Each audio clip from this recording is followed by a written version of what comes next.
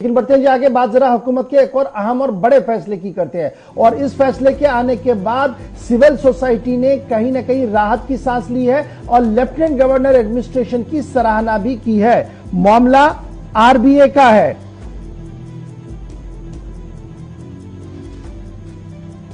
RBA वाला मामला है जी, खबर को जरा दुरुस्त करें जी। आरबीए का मामला है क्योंकि आरबीए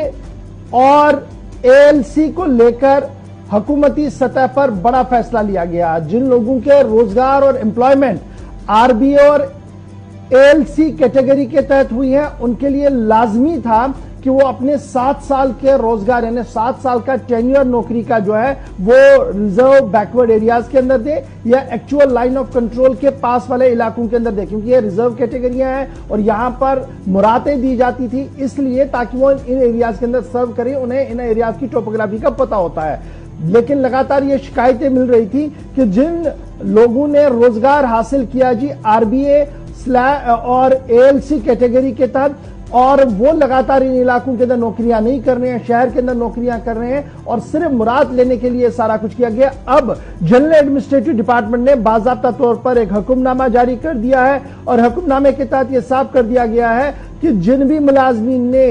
रिजर्व एक्ट रूल जो जम्मू कश्मीर इंतजामिया की तरफ से फ्रेम किया गया है आरबीए और एएलसी कैटेगरी के तहत नौकरियां हासिल की हैं, उनके लिए लाजिमन 7 साल सर्विस जो है वो इन इलाकों के अंदर देनी होगी। और उन एम्प्लॉयज के लिए जिन्होंने अभी तक ये मैंडेटरी नहीं किया है, उनकी फरिश्तें हासिल करने की बात भी कही गई है। सरकार की तरफ से एडमिनिस्ट्रेटिव डिपार्टमेंट को कह दिया गया कि उन सभी मुलाजमीन की फरिश्त बनाई जाए और उनके लिए मैंडेटरी बनाया जाए कि वो इन इलाकों के अंदर जाकर अपना 7 साल का टेन्योर मुकम्मल करें और जो ये नहीं करता है उनके खिलाफ ज़ाब्ते के तहत भी कार्रवाई होगी। बाकायदा तौर पर जनरल एडमिनिस्ट्रेटिव डिपार्टमेंट की तरफ से ये फैसला जी लिया गया और ये ऑर्डर भी है जारी कर दिया गया। ये ऑर्डर जारी होने के साथ ही रात देर गए से ही सोशल मीडिया पर लेफ्टिनेंट गवर्नर और स्टेट एडमिनिस्ट्रेशन की पीठ थपथपाई जा रही है और कहा जा रहा कि काफी देर से ही सही, लेकिन अब कहीं ना कहीं ऊंट पहाड़ के नीचे आएगा, क्योंकि बहुत बड़े अफसर ऐसे हैं जो बड़े बड़े पोस्टों पर भी है,